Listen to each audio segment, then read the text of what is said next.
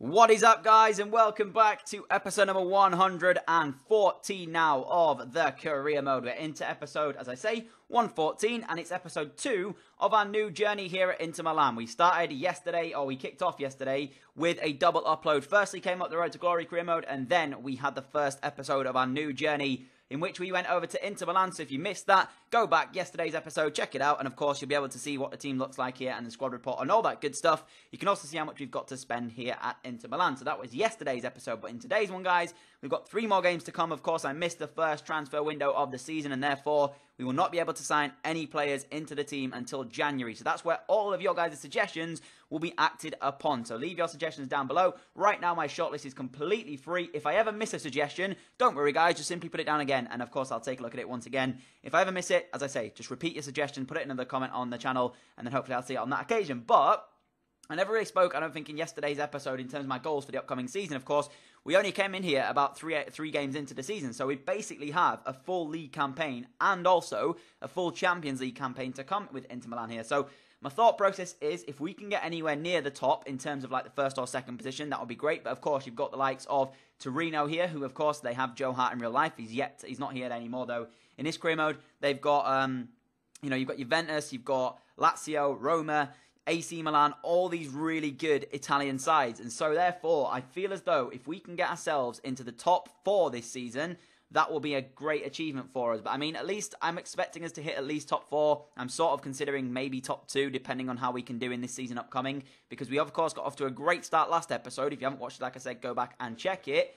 And if we can build upon that and sign some players in January that are going to be really good for us, we will have a very good base team here. But we kicked the episode off against Torino here, as I did mention, and the first chance took right until the second half. And that man again, Raul Jimenez, pops up with a goal. And I tell you what, guys, he was on the verge of leaving. And when I say on the verge of leaving, I don't mean, of course, for a transfer value. But what I meant was, my mindset coming into it after the squad report, after seeing everything, I was 100% sure he would be going in January. I even transfer listed him, threw him up on the list and was like, you know what, he's going in January. Turns out, he is the top scorer in the Serie A. Not only that, he's also the top assist maker as well. So that's automatically earned him to come off of the transfer list, and automatically, in my mind, he will be one of the players to keep here at Inter Milan. So I can't wait to see what we can do in terms of him and his personal sort of goal-to-game ratio, because right now, he's hitting a goal-to-game ratio every single game, plus the extra assists, as I did mention. So, in terms of players, I mentioned as well that João Mario is possibly going to be one of our most important players for the upcoming season here, last episode.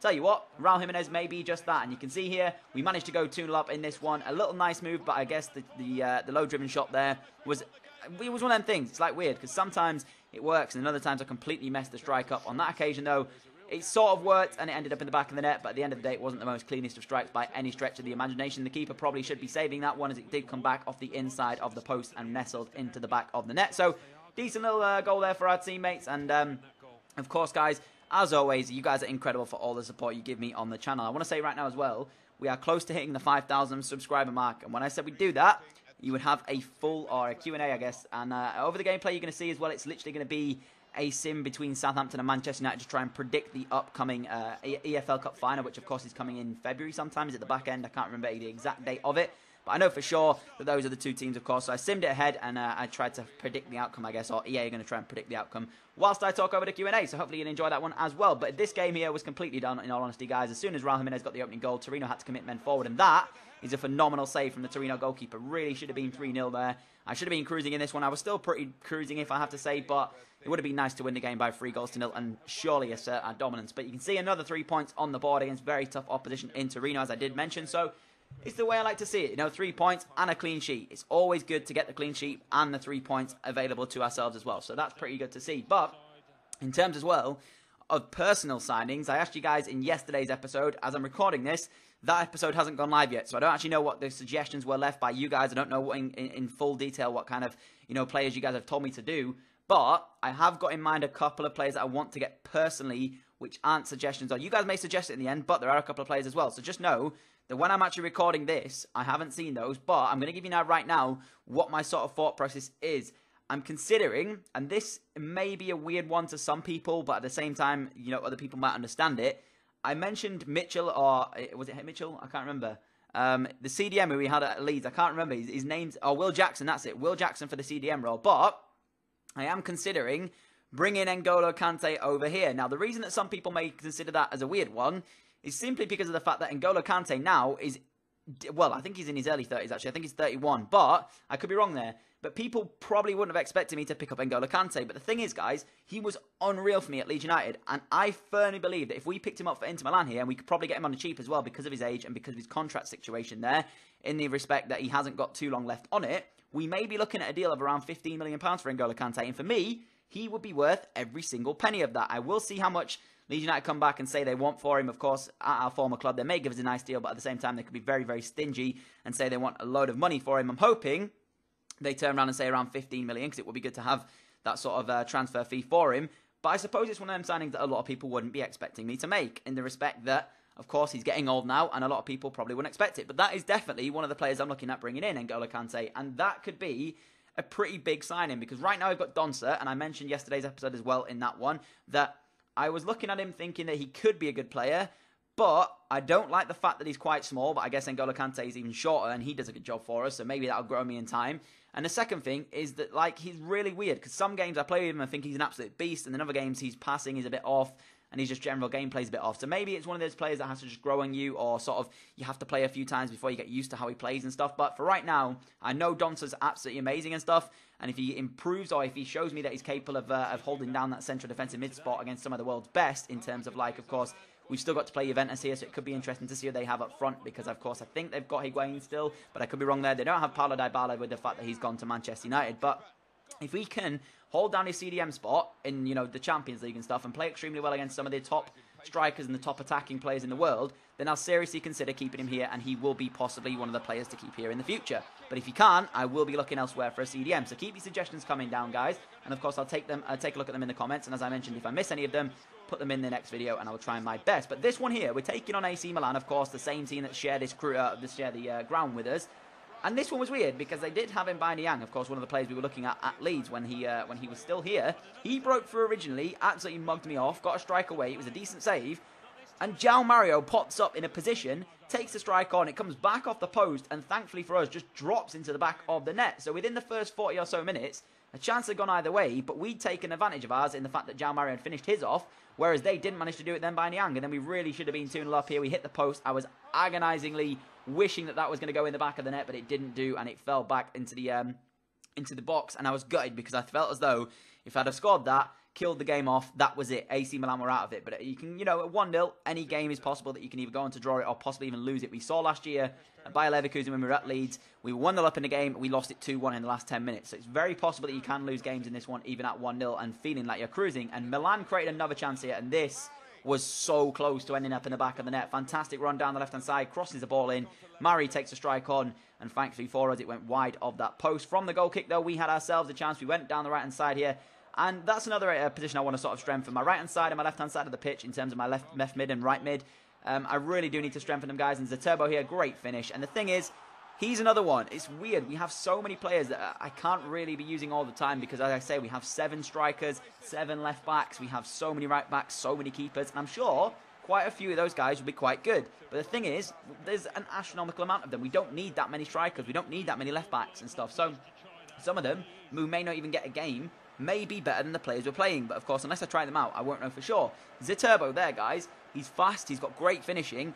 And his heading's brilliant. The only thing that lets him down is his hold-up play, and he just feels so clunky on the ball. Whenever I get the ball with Zerturbo, he's fast and stuff, but he feels absolutely clunky on the ball, and therefore, I'm in two minds really with him. I don't know if I want to sell him or keep him. I don't know what I'm going to do in terms of that one. I was originally going to sell Raul Jimenez, so maybe I'll swap Zerturbo for Jimenez, and we'll keep hold of Jimenez, and then, of course, sell Zerturbo on. But you can see we're 2-0 up and cruising in this one, thanks to that Zerturbo goal, as you saw a second goal in this one for Raul Jimenez in the episode. Fantastic finish. And by the way, guys, you are seeing what you're seeing on the screen there, a dab. I've never dabbed in FIFA before. I was asking you guys how to do it, and of course you guys came through and told me, so I decided I was going to throw it in this episode and see what we could do in terms of the dab.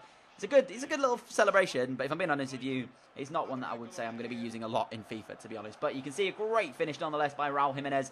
Gets himself yet another league goal as well. So we're cruising in this one, 3-0 up, but maybe that scoreline was a little bit, I guess, it wasn't telling the whole story, was it? Because, I mean, if AC Milan had finished the 2 chances they had, you know, and Niang's original effort in the first couple of minutes of the game to go 1-0 up possibly, this game could have gone an entirely different way. So even though he won the game by 3-0 and picked up 3 points from this one, I can't really read too much into that scoreline because, as I mentioned, it possibly wasn't a real-ish scoreline in the respect that we had 3 chances. We took them pretty much.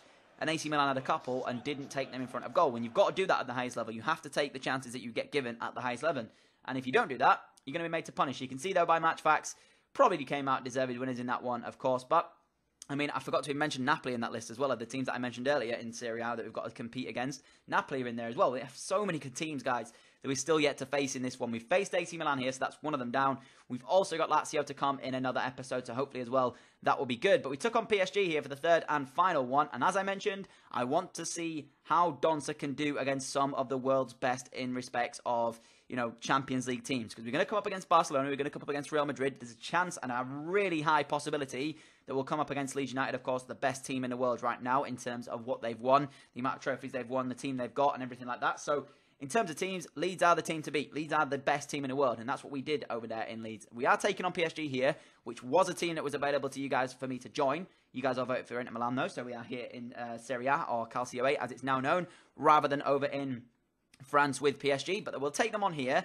And this could be a nice indication as what I'm saying, because the Turbo here does start this one, I think. I think he started this one against PSG. I'm pretty sure he did. But anyways, if he doesn't start, then that's my apologies, but I'm pretty sure he does. And this is going to be an indication for me because they do have a couple of decent players, the PSG. I mean, looking at their entire team, it's very much like the Bayern Munich situation where we took them on at Leeds in the final. They have a very good midfield and attack. What lacks them is their defensive unit. You'll see it coming up in a second. You can see the team as soon as it pops up on your screen. And like I said, they have a great midfield, a great attack. Their defense, on the other hand, is very, very weak. You'll see it in a second. But one of the things I did like about PSG, if you don't know, guys, one of my favourite players in FIFA to use was Pierre-Emerick Aubameyang, and he is actually part of the PSG setup. I don't think he plays in this one, but I'm 100% sure that he's still at PSG. You can see we're topping the group right now on 6 points as well. 4 points on PSG, so if they win this one, it closes the gap as well. You can see the team on your screen, Pulisic, Baptistao, I think is how you say that, and of course I mentioned they've got a decent midfield and a pretty good attack as well. Their defensive lineup not so great in terms of our attack and in terms of their defense. In my opinion, we should be winning out in this one. You can see our team on your screen. Donza does, in fact, play in the base of the diamond there. And it's weird because I've sort of just gone straight to that diamond. I haven't really tested out another formation, which is something I will be doing over the course of this season for this Inter Milan setup because, of course, we came in and it was already set to the diamond, which is what we played at Leeds. But I want to make sure that I've tested out as much as I possibly can before settling on a formation. I did that quite a lot at Leeds. This, guys, there is honestly nothing you can do against that. That is just an incredible goal from Rabiot, and that has to be one of the greatest goals I have conceded in FIFA. Unreal. Rabiot with an absolutely crazy strike. 20 minutes into the game. This is one of those games where you just have to hold your head up or hold your hands up and just say, you know what? It's just going to be not my day in this one. This is a crazy strike. And to score, or even take the strike on there, it's ridiculous. And he just rose into the top corner. And I thought, wow, what a goal. But I did try and get myself back in this. It took right until the 81st minute for us to create a chance. In all honesty, guys, we were poor throughout the majority of this one. But this it just sums me up, really. Because, to be honest with you, if I was winning the game by 2-0, that would have gone in the back of the net. That would have, hands down, ended up in the back of the net. And I would have been cruising in this one. Because I'm 1-0 down, my lack of finishing, my lack of composure in some ways let me down. We came away with a 1-0 defeat. The first defeat of our league, or our campaign here at Inter Milan.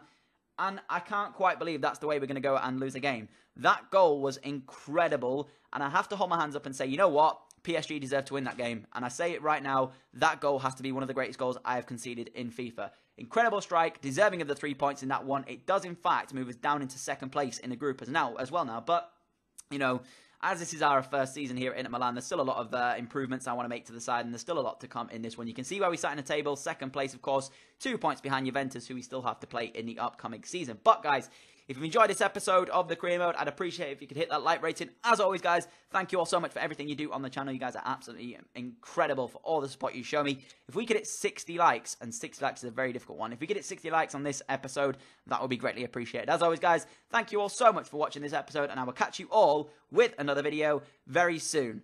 Adios!